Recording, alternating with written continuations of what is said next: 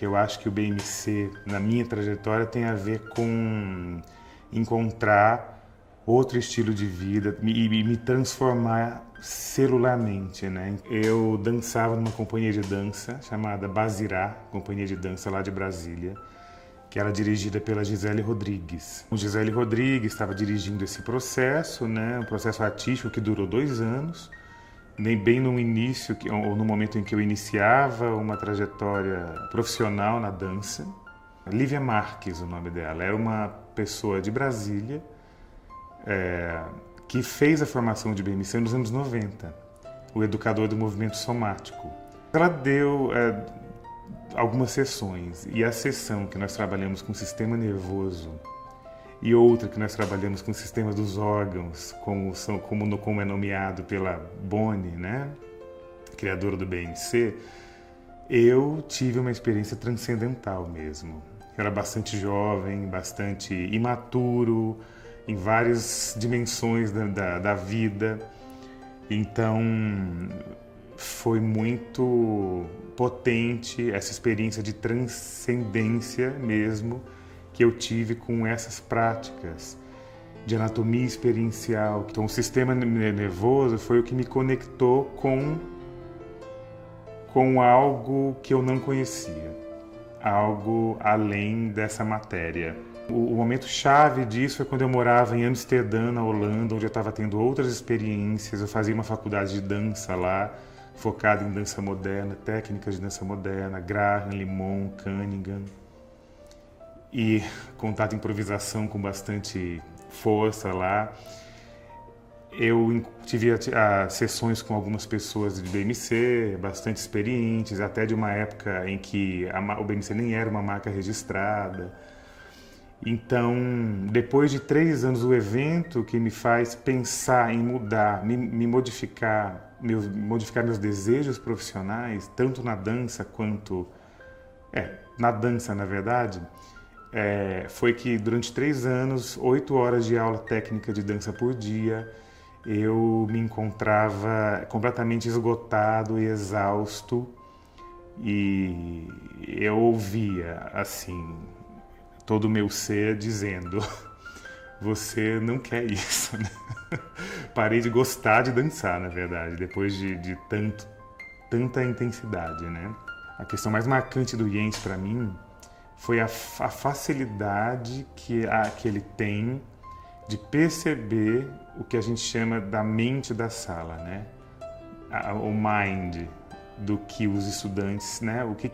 Essa atmosfera, qual que é a mente daquele grupo, daquela sala. Ele tem uma capacidade incrível de perceber isso e transformar o que ele ia fazer ou o que ele está fazendo de acordo com o que ele está percebendo do todo. Isso é fundamental no trabalho do BMC. Eu acho que esse é um dos grandes desafios de se tornar um professor de BMC. É você conseguir ouvir, escutar esse mind, como a gente fala. Esse objeto, ele me acompanha desde o início do meu encontro com o BMC, né? O nome desse objeto é Esfera de Hoberman. Esse objeto faz parte da minha vida. Ele fica assim, onde eu trabalho. Eles ficam todos juntos comigo lá onde eu trabalho. Eu sempre estou olhando para eles. E eu sei que esteja como eu estiver, a hora que eu seguro esse objeto e eu faço a condensação, né, esse fechamento e essa expansão desse objeto, eu já me modifico, né? É um objeto mágico. Eu toco nesse objeto, ele já faz essa condensação, eu já venho para uma flexão total aqui, né? Não total, mas para um fechamento, e começo a sentir uma pulsação. E isso me ajuda muito, né? A desestressar, a criar, a focar ou a me liberar de um sistema nervoso que quer comandar a minha experiência. E é um objeto também que eu usei no meu trabalho final que eu fiz quando me formei no Practitioner, né, de BMC, que é a formação que é a parte da formação focada, que forma terapeutas, né, que a gente está apto a trabalhar em sessões individuais, oferecendo uma terapêutica, né, com o BMC. Então o meu trabalho final foi um processo criativo, um processo artístico, e essa esfera foi uma peça fundamental para essa. Eu trabalhei o sistema subcelular. Mas o que é? É tudo que diz respeito às células e suas organelas, né? Então eu me envolvi muito com esse sistema, né? Me tocou muito, porque eu só fui entender depois o toque celular de que se fala tanto no BMC, né? Que é esse toque de estar junto, que se diz não faça nada, não fazer nada, estar junto, dando um conforto, um container talvez. Então Boni diferencia bem, ela fala de tocar a mitocôndria, né? Ela fala a diferença entre o toque celular, de tocar uma célula, e tocar a mitocôndria. Então, essas microanatomias do nosso corpo, né, essas microestruturas me encantam muito.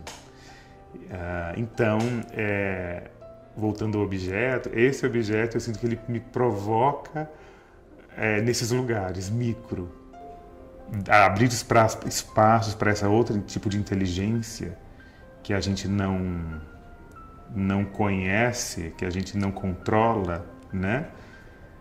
Traz também uma noção de, do meu lado primitivo, né? Tô aqui, não tô aqui o tempo todo, né?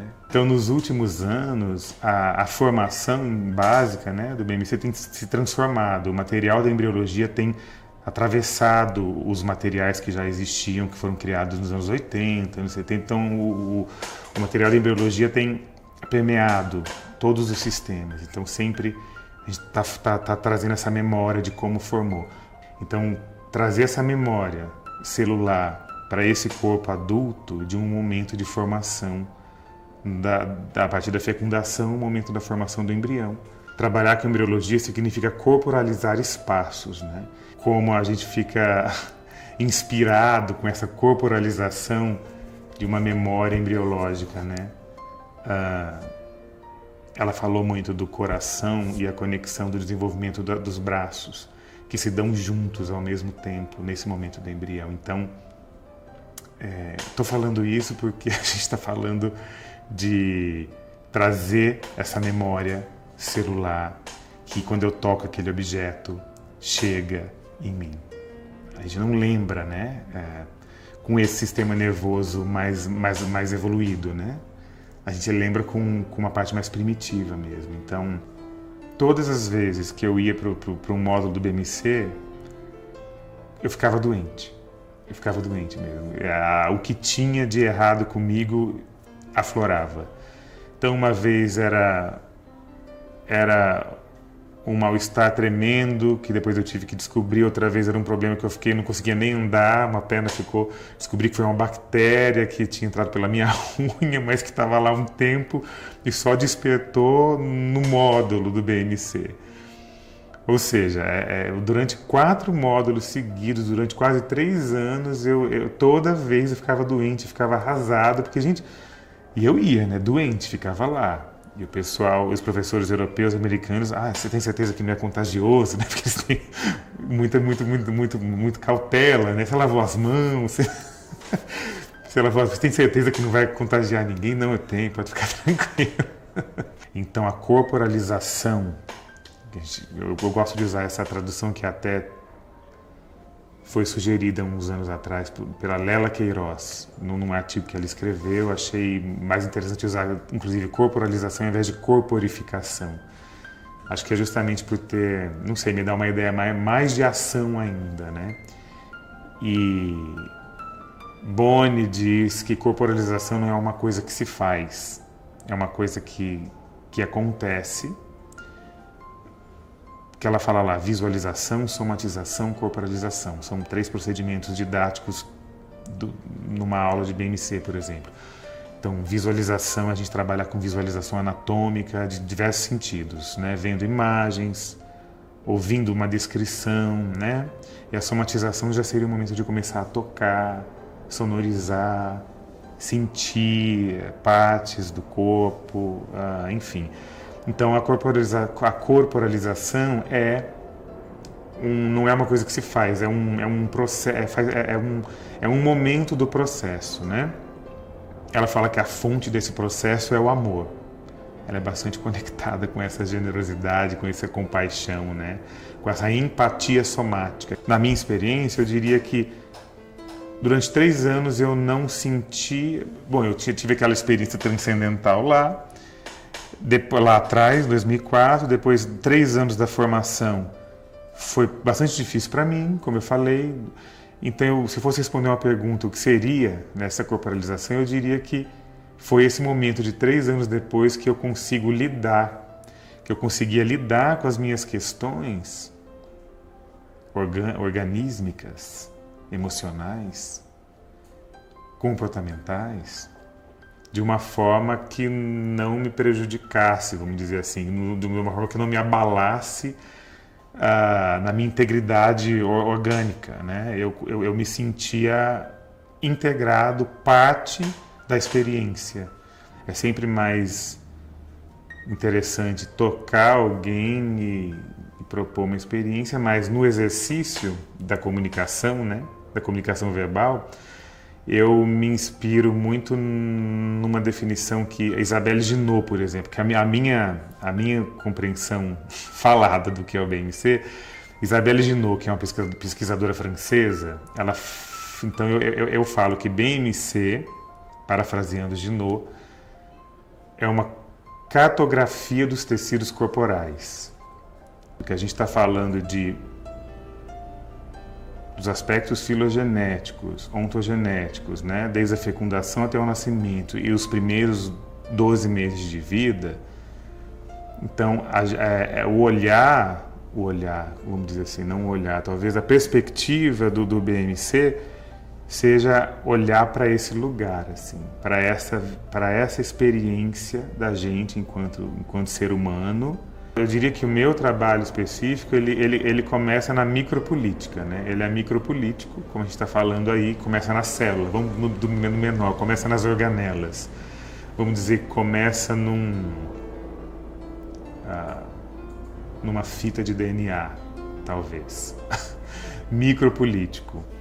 Mas ensinando a anatomia humana, né? A anatomia humana, o nome da disciplina, pela perspectiva do BMC e da coordenação motora e do GDS, que foram, né, outras experiências, outras formações que eu fiz e vivenciei e trouxe para o meu trabalho, já é político você trabalhar a anatomia, o aprendizado e o ensino da anatomia a partir do seu próprio corpo em movimento no espaço, que a gente sabe que tradicionalmente não é assim que acontece. Ao longo desses 8 últimos anos trabalhando lá, um interesse muito grande em abrir a experiência da universidade, vivenciada dentro do instituto, dentro de um curso superior, porque lá não é uma universidade, é um instituto federal, né? Tem outras especificidades, é um curso superior dentro de um instituto federal. Então, abrir as experiências para a comunidade. Então, por meio do que é comumente chamado de extensão universitária. Então, recentemente, eu penso a extensão como parte do ensino e da pesquisa, não como uma coisa separada, devia estar ali, logo de cara.